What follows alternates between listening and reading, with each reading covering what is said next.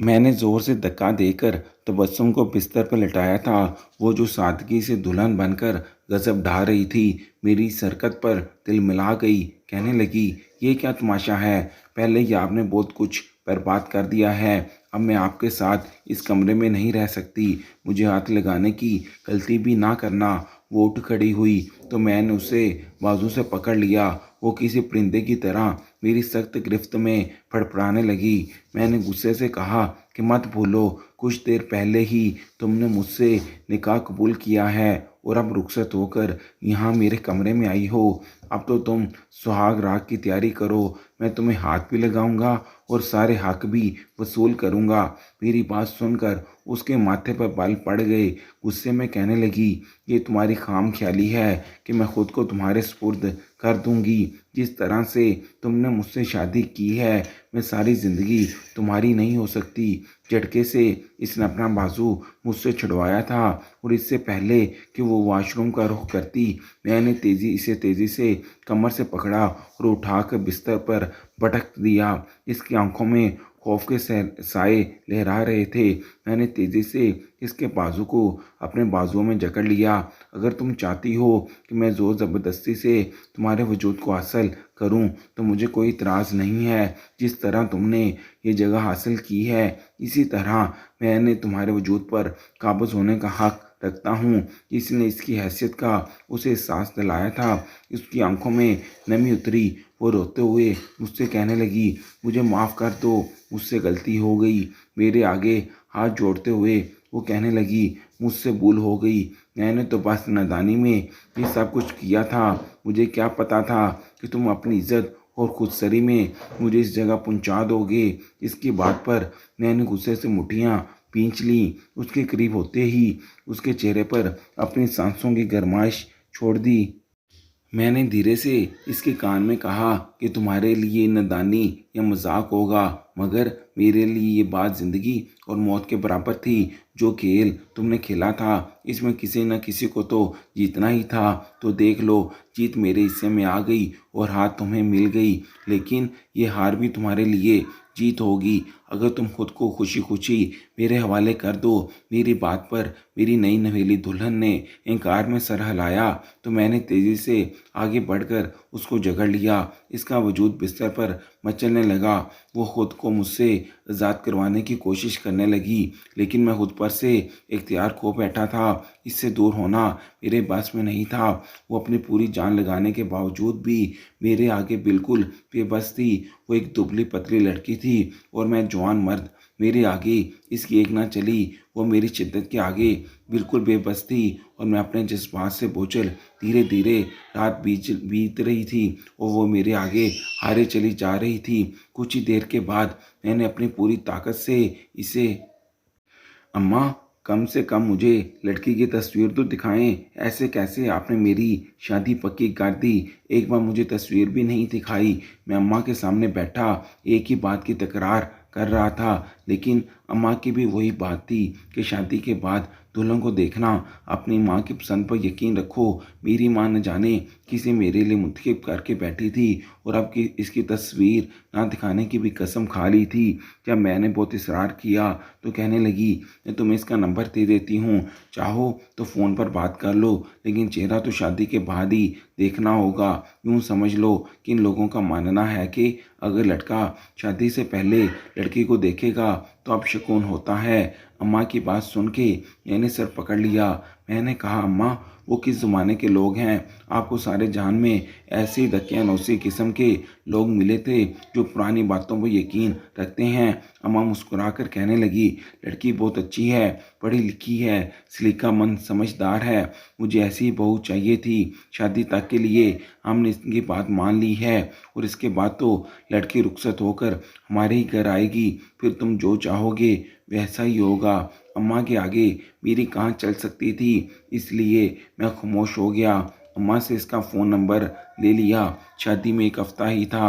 अम्मा ने जितनी तेज़ी से रिश्ता पक्का किया था, उतनी ही जल्दबाजी में शादी भी रख दी। दरअसल लड़की के कुछ करीबी रिश्तेदार बाहर के मुल्क से आए हुए थे और लड़की के घर वाले इनकी मौजूदगी में ही शादी करना चाहते थे। इसलिए अम्मा ने भी कोई इतराज़ नहीं किया। शादी की तैयारियां भी करनी थीं। अम्मा के साथ साथ मैं भी बहुत मसरूफ़ हो गया था और इस नंबर पर मुझे फ़ोन करने का भी वक़्त नहीं मिला।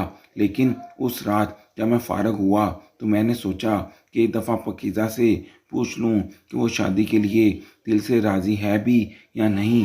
ऐसा ना हो कि उसके लिए दकियानूसी घर वाले उसे ज़ोर ज़बरदस्ती उसे शादी के लिए मजबूर कर रहे हों। यही सोचकर मैंने वो नंबर मिलाया तो दूसरी तरफ से इंतहाई प्यारी सी आवाज़ सुनाई दी थी। वो बहुत ही नर्म और मुलायम लहजे में पूछ रही थी कि आप कौन हैं? मैंने कुछ झिझकते हुए बताया कि मैं नदीम हूँ, मुझे पाकीज़ा से बात करनी है। मेरी बात पर वो धीरे से हंसी। कहने लगी, तो आपसे सब्र नहीं हुआ? शादी में 4 दिन बाकी हैं। बस इसकी बात सुनकर मैंने कहा, कैसी बात नहीं है, मैं बस ये जानना चाहता था कि आप इस शादी पर खुश हैं भी या नहीं। वो कहने लगी, खुश क्यों ना होंगी, मैं तो बहुत खुश हूँ। आप जैसा बहुत हैंडसम हैं, खूबसूरत हैं। आपसे शादी तो मेरे लिए बाइस फ़ख्र होगी। और फिर उसकी बात सुनकर मुझे तसल्ली हो गई। बातों का सिलसिला आगे बढ़ा और मैं इसकी खूबसूरत बातों के ज़हर में खोता चला गया। हमारे दरमियान प्यार और मोहब्बत की बात तो नहीं हुई, लेकिन शादी को लेकर जो इसकी सोच थी वो इंतहाई खूबसूरत थी और मुझे एक ही रात में इस बात की तसल्ली हो गई कि अम्मा ने मेरे लिए वैसी लड़की का इंतखाब किया है जैसी लड़की मैं चाहता था। हम शादी की तैयारियां करने लगे। दोबारा मेरे फ़ोन पर तो बात ना हुई, अलबत्ता कभी कभार मैं मैसेज करता तो वो जवाब ज़रूर देती। और फिर शादी से एक दिन पहले मैंने उसे बताया कि मैं वेडिंग नाइट का गिफ्ट लेने जा रहा हूँ, तो इसने बताया कि वो भी अपनी माँ के साथ शॉपिंग पर जा रही है। ये सुनकर मैं बड़ा खुश हुआ कि किसी न किसी बहाने से उसे देख लूँगा। मैं उसी मॉल में पहुँच गया जहाँ उसे अपनी माँ के साथ शॉपिंग पर आना था। मैं अपनी सास को पहचानता था क्योंकि रस्म के लिए वही हमारे घर आई थी। कुछ देर के बाद वो मुझे एक बड़ी सी बुटीक में नज़र आ गई। सास के साथ एक बहुत ही खूबसूरत और जवान लड़की थी। मैंने उसे गौर से देख रहा था। फिर मैंने तेज़ी से अपने मोबाइल से उसे मैसेज किया कि तुम कहाँ हो। तो उस लड़की ने मोबाइल निकाल कर चेक किया और फिर रिप्लाई दिया कि मैं शॉपिंग के लिए मॉल में पहुंच चुकी हूं। मुझे ये समझने में ज़्यादा देर ना लगी कि वही पाकीज़ा है। मैंने उसे बताया कि मैं उसे देख रहा हूँ, तो ये सुनकर वो चूं कर चारों तरफ देखने लगी, लेकिन मैं जानबूझकर उसके सामने ना गया।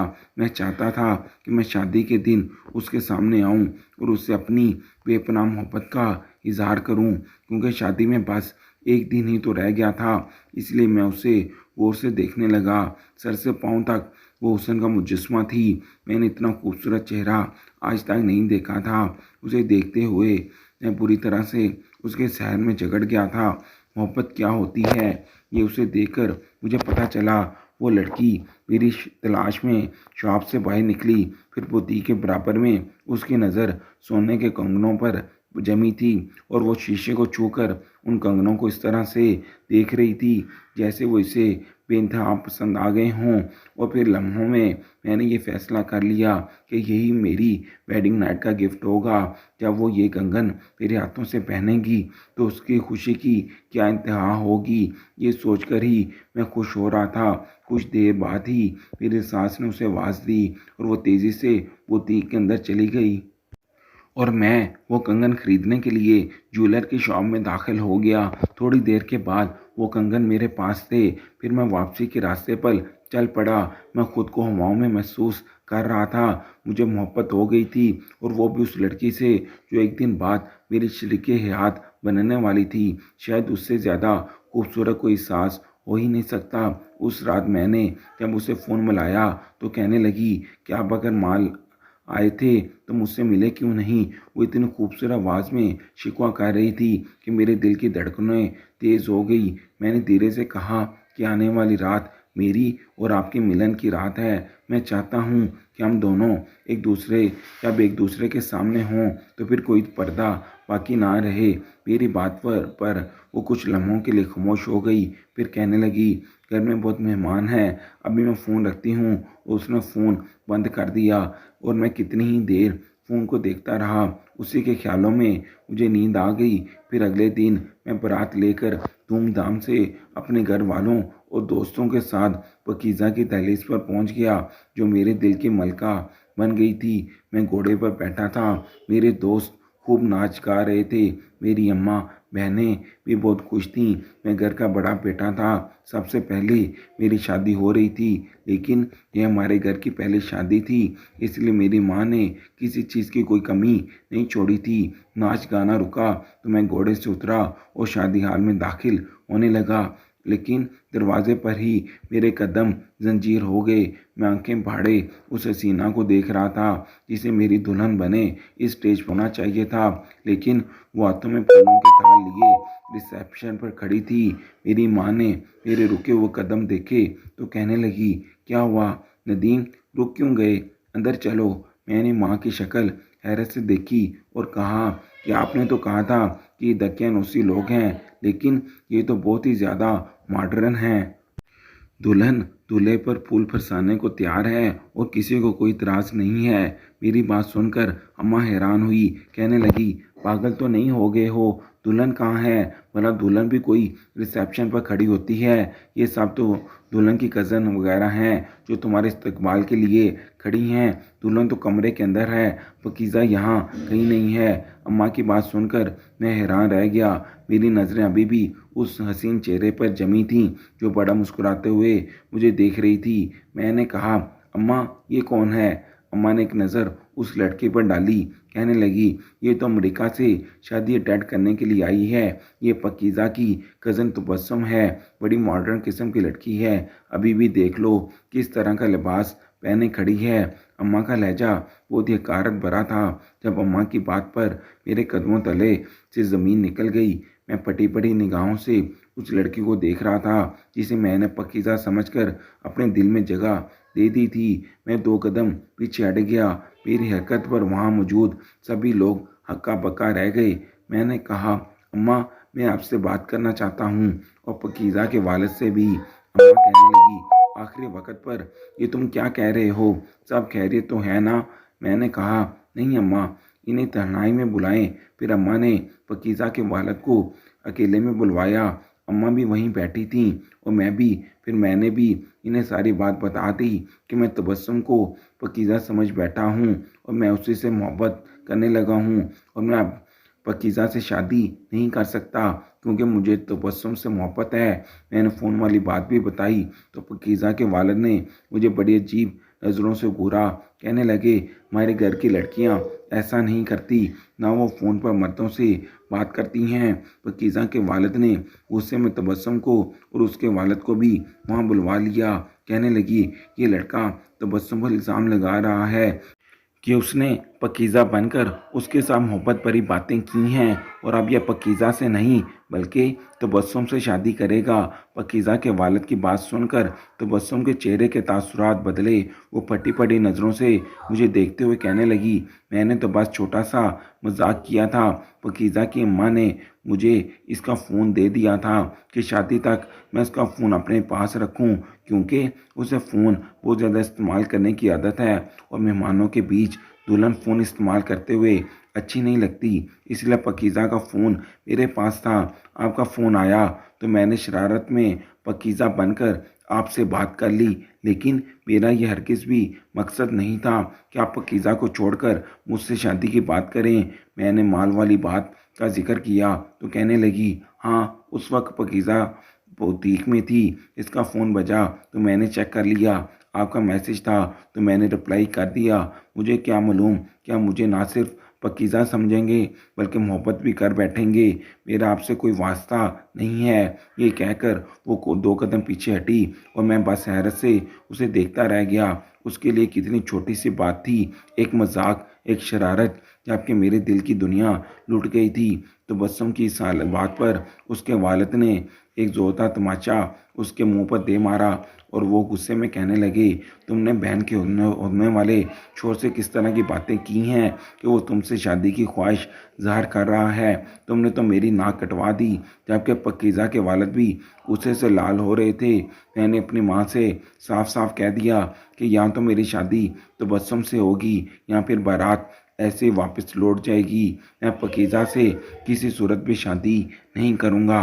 मेरी बात सुनकर पकीज़ा के वालिद मेरे आगे हाथ जोड़ने लगे, कहने लगे, बेटे, ख़ानदान सारा जमा है, खूब बदनामी होगी, हमारे साथ ये जुल्म ना करो। लेकिन मैं अपने दिल का क्या करता, मैं कैसे पकीज़ा को कबूल करता, जबकि मेरे दिल में अब इसके लिए कोई जज्बात नहीं थे। जब मैंने अपनी बात से पीछे ना हटने का इजहार किया तो पकीज़ा के वालिद ने अपनी इज्जत बचाने के लिए तबस्सुम के वालिद से कहा कि भाईजान, आपकी बेटी जो गुल खिला चुकी है, अब उसे उसकी सज़ा मिलनी चाहिए। हम पकीज़ा की जगह घूंघट में खामोशी से तबस्सुम को रुखसत कर देते हैं ताकि ख़ानदान में इज्जत रह जाए, वरना आपकी बेटी ने तो हमें किसी को मुंह दिखाने के काबिल नहीं छोड़ा। साथ ही पकीज़ा की इज्जत पर भी आँच आ रही है। मेरी बेटी के मुस्तकबिल का जो होगा वो होगा, लेकिन इस वक्त मैं बदनामी बर्दाश्त नहीं कर सकता। आप मेरे बड़े भाई हैं, मैं आपकी बहुत इज्जत करता हूँ, लेकिन तबस्सुम की गलती पर अब उसे सज़ा मिलनी चाहिए। उसे हमेशा से ऐसी गलतियां करने की आदत है। तबस्सुम के वालिद अपने भाई की बात मान गए। उन्होंने कहा कि ठीक है, हम तबस्सुम को रुखसत करने के लिए तैयार हैं। ये सुनकर मेरा दिल खुशी से खिल उठा, जबकि तबस्सुम इनकार में सर हिलाकर रोने लगी। लेकिन उसके बाप ने कह दिया कि अगर तुमने शादी ना की तो मैं खुदकुशी कर लूँगा। तुम्हारी वजह से मैं अपने ख़ानदान को बदनाम नहीं होने दूंगा। पहले ही पकीज़ा बेटी का घर बसने से पहले उजड़ गया है। अब मज़ीद तुम्हारी वजह से मैं कोई तमाशा बर्दाश्त नहीं कर सकता। कुछ ही देर बाद निकाह पढ़ाया जा रहा था और निकाह पकीज़ा से नहीं बल्कि तबस्सुम से हो रहा था। मेरी माँ ने बताया था कि पकीज़ा बेहोश हो गई है, उसकी हालत बहुत ख़राब है। मेरी माँ को पकीज़ा के लिए बहुत अफसोस था, लेकिन इस सब में मेरा कोई कसूर नहीं था। इसलिए मैं निकाह होते ही तबस्सुम का हाथ पकड़कर रुखसती ले ली। सारे रास्ते वो खामोश रही। फिर घर आने के बाद बगैर किसी रस्म के वो सीधा कमरे में चली गई। सारे घर वाले वहाँ खामोश थे। ऐसा लग रहा था जैसे शादी का नहीं बल्कि मौत का घर हो। हर किसी के चेहरे का रंग उतरा हुआ था। मेरी बहनों की खुशियाँ मिट्टी में मिल गई थीं, क्योंकि वो जो कुछ हुआ था वो किसी भयानक ख्वाब की तरह था। आग छुपाने पर भी मेहमानों को खबर हो ही गई थी कि तबस्सुम ने क्या हरकत की है, और मैंने शादी पकीज़ा से नहीं तबस्सुम से की है। मेरी माँ उसे कह रही थी कि तुमने ठीक नहीं किया, पकीज़ा बेचारी बेकसूर थी, उसे किस बात की सज़ा दी। बारात दहलीज से लौट जाए तो लड़की ज़िंदगी भर इस सदमे से नहीं निकल पाती। लेकिन मैंने साफ कह दिया कि गलती मेरी नहीं है, तबस्सुम की है, इसलिए मैंने कुछ गलत नहीं किया। मेरी बात पर सब खामोशी से अपने कमरों में चले गए। जब मैं अपने कमरे में पहुंचा, तबस्सुम को सख्ते की हालत में बिस्तर पर बैठा हुआ पाया। वो पूरी तरह गुमसुम बैठी थी। जैसे ही मैंने करीब जाकर उसे छुआ तो वो करंट खाकर खड़ी हो गई। मुझे बुरा भला कहने लगी, मैंने मजाक किया था, आपने तो मेरी ज़िंदगी बर्बाद कर दी। पकीज़ा मुझे बददुआएं दे रही थी। मैं अपने बाप की नज़रों में गिर गई। सब मेहमान मुझे नफ़रत से देख रहे थे। आपकी वजह से सब कुछ बर्बाद हो गया। मैंने तबस्सुम को बाजुओं से पकड़ा और कहा कि मेरी वजह से नहीं, सब कुछ तुम्हारी वजह से बर्बाद हुआ है। तुमने पकीज़ा की जगह ली थी, तुम्हें बहुत शौक था ना पकीज़ा की जगह उससे बात करने का, तो फिर अब इसकी जगह दुल्हन बनकर सुहाग राग मनाने में क्या एतराज़ है। तबस्सुम मुझे मेरे हकूक़ से दस्तबरदार रखना चाहती थी, लेकिन मैं जज्बात की शिद्दत से चूर था। मैंने पिछले 2 दिन से उस वक़्त का बहुत शिद्दत से इंतज़ार किया था, इसलिए बिना इंतज़ार किए मैं उसकी कुर्बत में पिघलने लगा। मैंने अपने लबों को उसके वजूद पर रख दिया, अपनी मोहब्बत की निशानियाँ उस पर छोड़ दी थीं। वो बुरी तरह से फड़फड़ा रही थी, लेकिन मैंने उसे आज़ाद नहीं किया था, बल्कि पूरी ताकत से उसके वजूद को अपने वजूद में मिला लिया था। मैं उसके साथ झगड़ गया था और उसने थक गए अपनी आंखें बंद कर ली थीं। वो हालात से हार गई थी और मैं जीत कर भी हार गया था। अगली सुबह मेरे लिए बहुत खुशगवार थी, लेकिन वो बिल्कुल खामोश थी, जैसे जिंदा लाश हो। उसे किसी बात का होश ना था, ना खाना खाती थी, ना पानी पीती थी, पर बस खामोशी से एक तरफ बैठी रहती थी। मैं प्यार जताता तो खामोशी से ही खुद को मेरे हवाले कर देती। उसने कभी मेरे जज्बों की पजीराई नहीं की थी, बल्कि एक जिंदा लाश की तरह अपने वजूद को मेरे सुपुर्द कर दिया था। उसके वालिद दोबारा से परदेश चले गए थे। उसका यहाँ अब मेरे सिवा कोई नहीं था।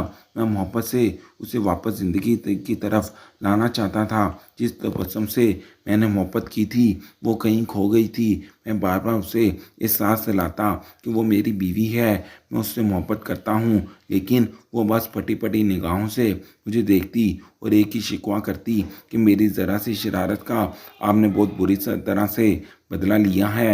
मैं हर तरह से उसे नॉर्मल करने की कोशिश कर चुका था, लेकिन वो नॉर्मल ही नहीं होती थी। ऐसे ही शादी को 3 महीने गुजर गए। मैं पूरी तरह से थक चुका था। मैं तबस्सुम को हासिल करने के बावजूद भी हासिल नहीं कर पाया था, क्योंकि ये तो वो लड़की थी ही नहीं जिसकी बातों से मुझे इश्क हुआ था।